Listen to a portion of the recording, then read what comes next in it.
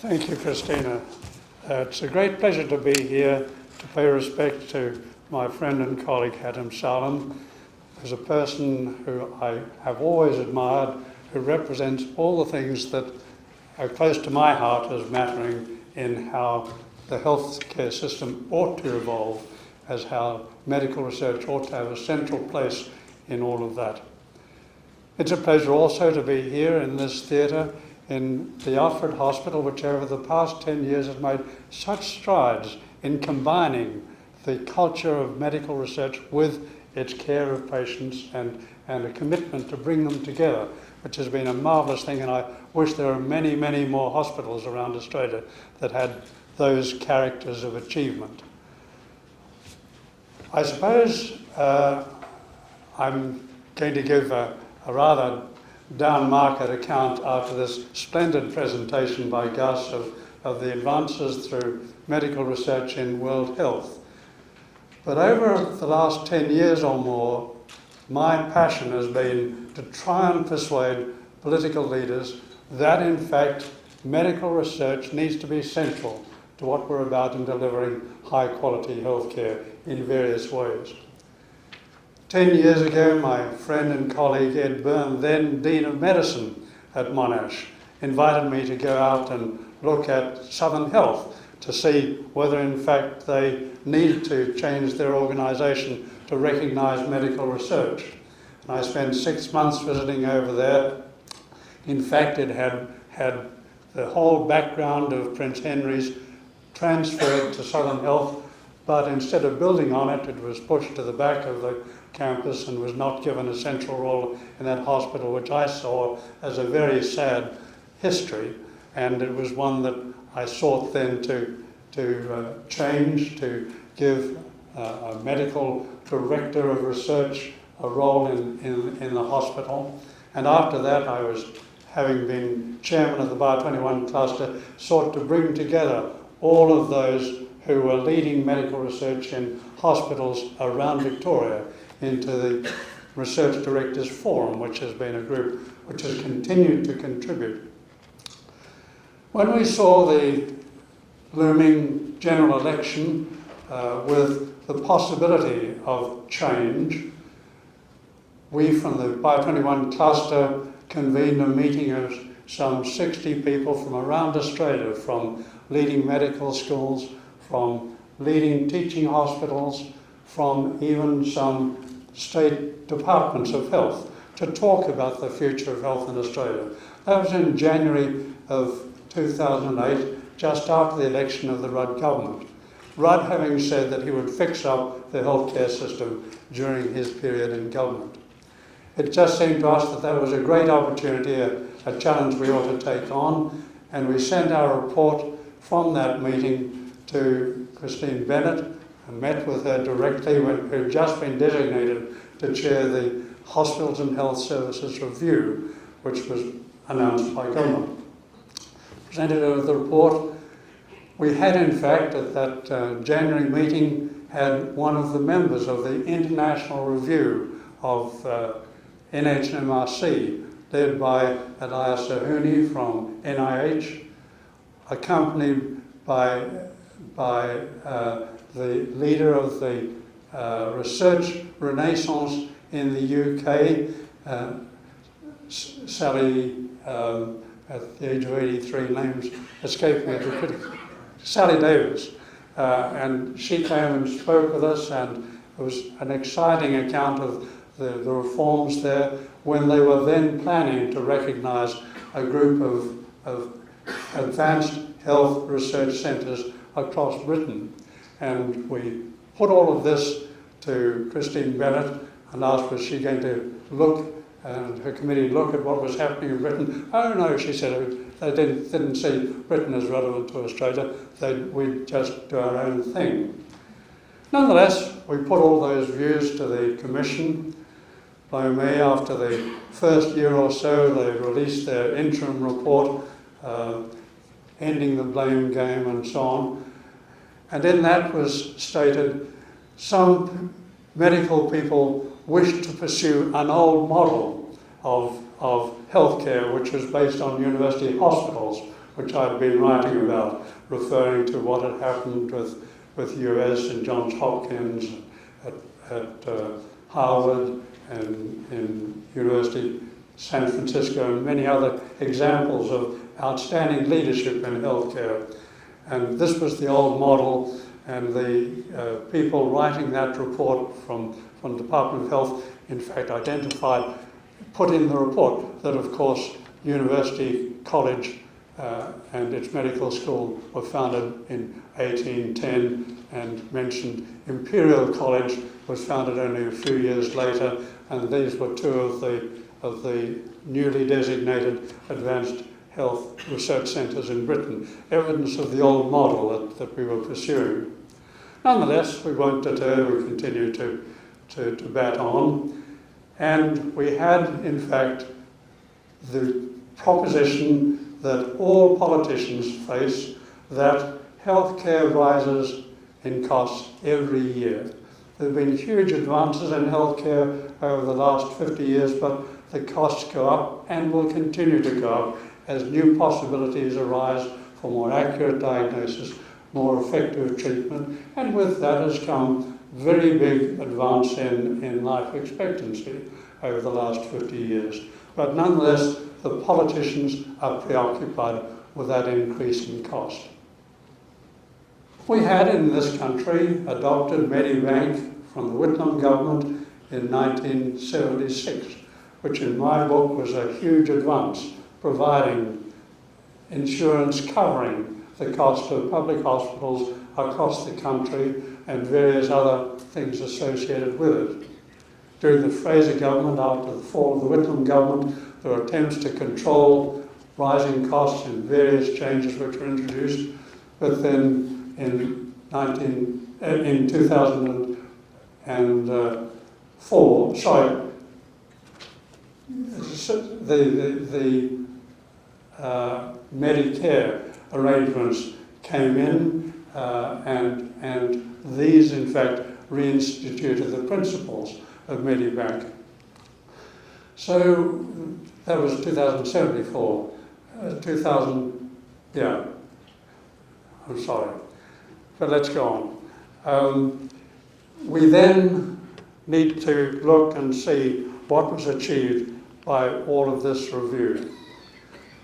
The Zerhouni Report in 2000 said that NHMRC should initiate better integration of research programs across the continuation from basic to translational and clinical research, and that there needed to be at least a few hospitals which would have sufficient funds in order to support patient-based research.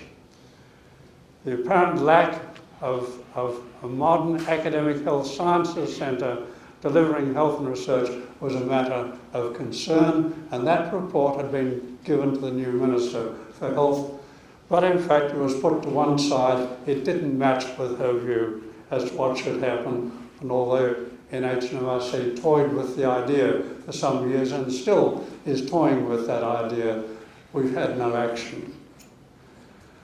What did the National Review produce? Well, it did produce some changes.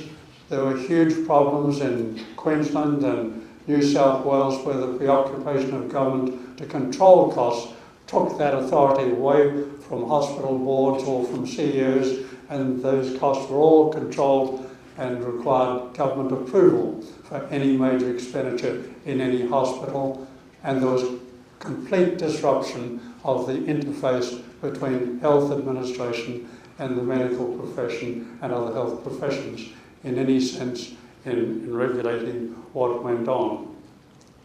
In fact, activity-based funding had been introduced in Victoria and reduced the cost of the public hospitals in Victoria compared with those in other states, and this was adopted as something to become national. But nonetheless, the whole process arising from this review, in which some senior politicians formerly responsible for hospitals had pushed that it all ought to be controlled by bureaucracy, against waiting lists, against waiting times in emergency rooms and things of this kind.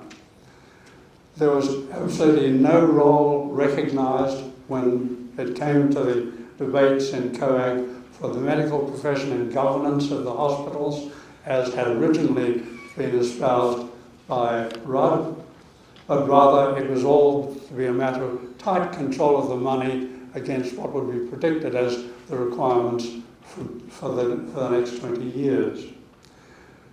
Medicare locals were set up as a new innovation to deal with the interface between primary care and hospitals, but nobody knows quite what that can achieve, and there's real doubt as to where that's going. And aged care and mental health were nothing to do with hospitals. These were seen as separate, to be left with the Commonwealth. The question must be asked how you can manage quality and outcomes of healthcare from bureaucracies that are centred in capital cities and in Canberra with no experience of looking after sick people. What has happened since the reforms? Well, the blame game has not gone away, as we've seen in Victoria, when in fact governments trying to contain expenditure in Canberra to cope with their budget promises, when they saw an opportunity with a change in projection of population numbers, they suddenly cut out money after all of the hospital budgets had been set for a year, and of course Victoria protested loud and long, and some others also expressed concern. But what happened with the quality of care? This is an interesting article which shows in fact that in many different areas the care offered to patients is far less than 50% of agreed best practice guidelines.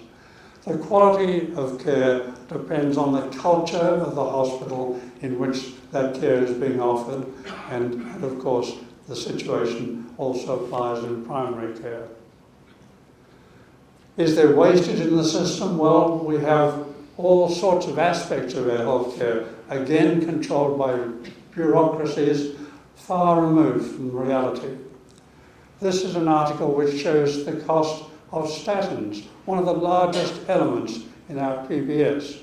In Australia, the cost on the extreme left there, in the yellow, is between 10 and 20 times more costly than the cost of statins. If you look down on the right hand of that range in UK or New Zealand. Why is it that we pay vastly more? Because these agreements are just left to bureaucrats to negotiate without reference to people who understand what these drugs are being used for, how important they are, and any international perspective on this.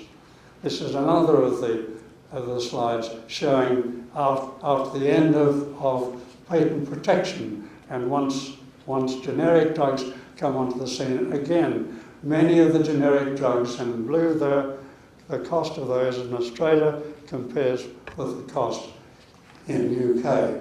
Huge differences. So we've got great wastage in our system because we just don't have the right sort of advice coming into the management of the system, whether it's in the hospitals or whether it's in state health departments or whether it's in Canberra. The idea that bureaucrats can save all the money that needs to be saved and that the healthcare will be delivered in the best form is something which just has no meaning.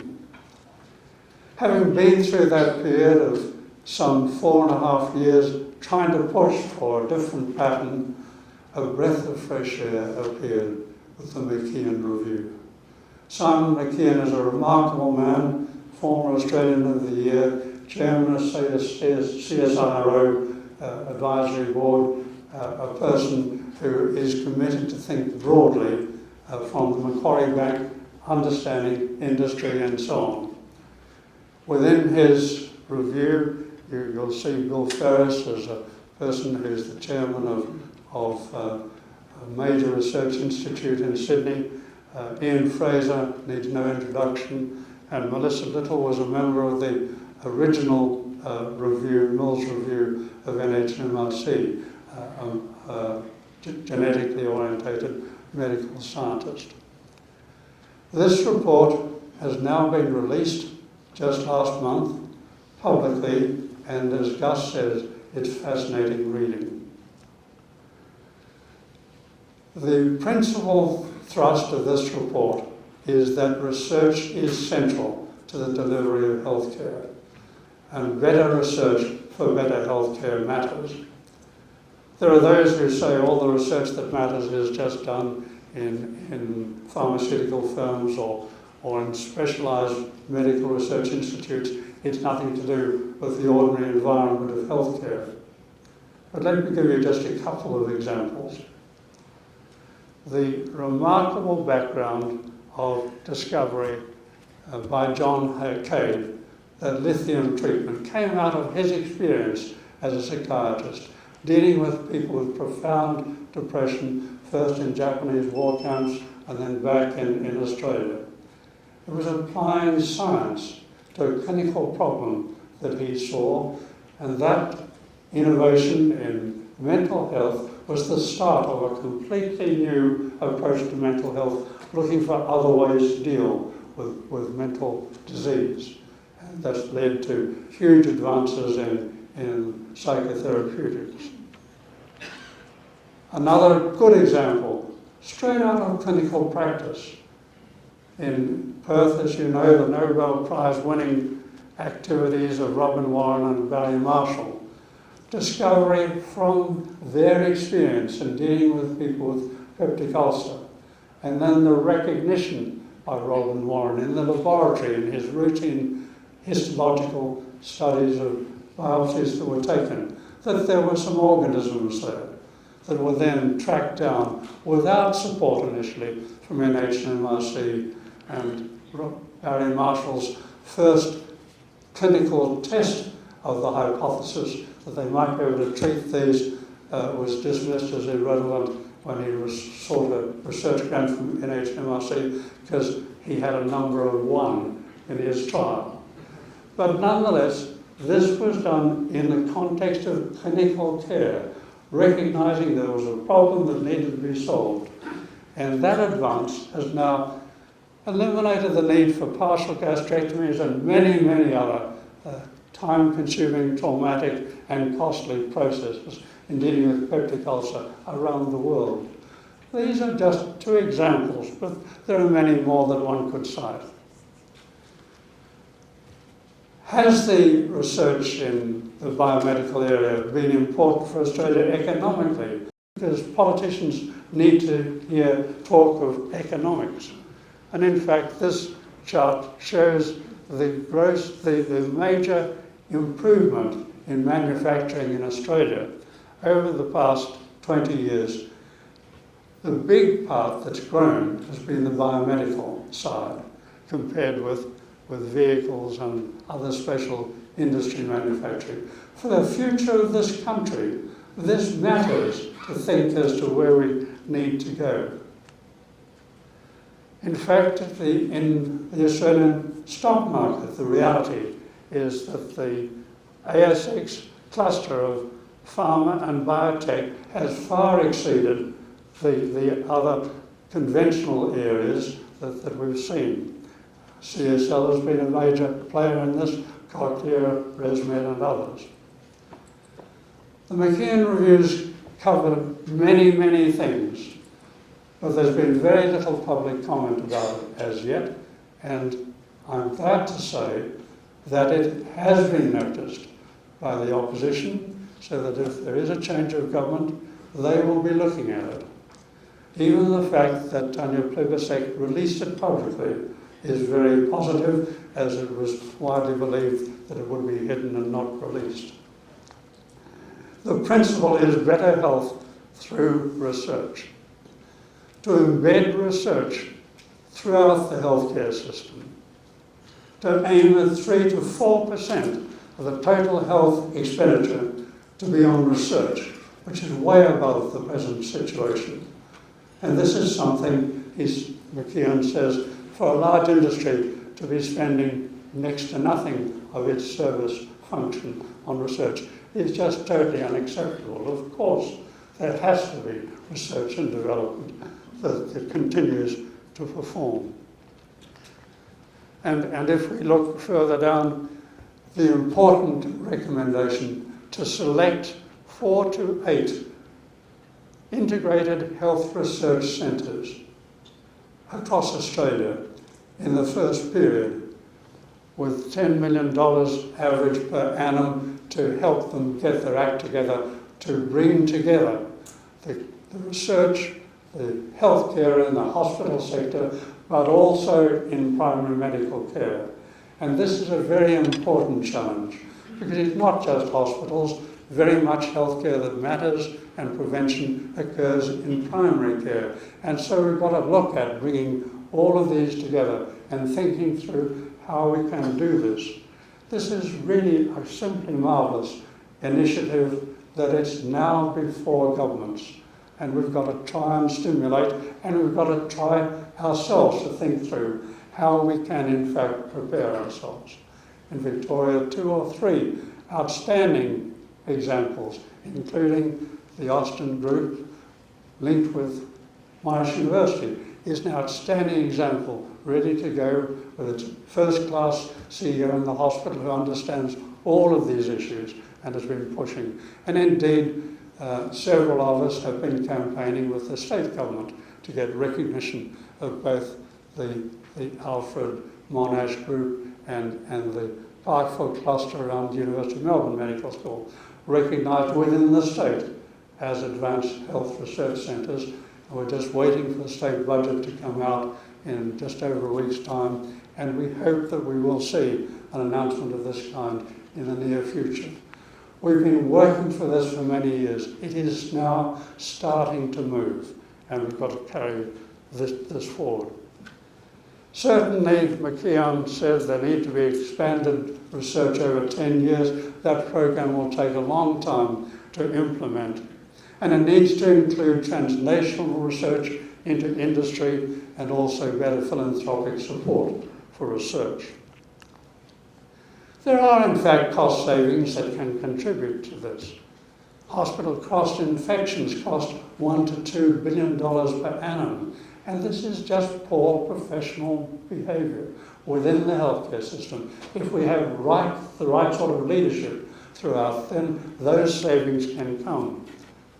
The savings through these anomalies in the PBS that I've touched on are estimated as at least $1.3 billion per annum if we have a system comparable to that in the UK or in New Zealand in making decisions about the drugs and their relationship to the PBS. Monitoring the quality of outcomes of healthcare delivery is something the present system has no capacity to do. Committees are formed in Canberra to advise on this, to advise on quality and safety and so on. But pronouncements from committees in Canberra have no impact on how the healthcare is delivered in our healthcare institutions. It requires leadership from clinicians who are concerned to monitor and to engage in research, to test the problems and find solutions. Professional leadership from these integrated health research centres could make a great difference to other centres as to what does need to be done, can trial different modes of delivery and the like. And that's, again, a very important issue. The culture must include primary care and preventive care, and we've got to have access through these groupings to the additional skills in universities of health economics and even IT, because there are many different improvements in healthcare that can be delivered with effective use of IT, particularly aged care in the community. There is a whole period ahead of us now of potential big change, and medical research has to be at the core of that.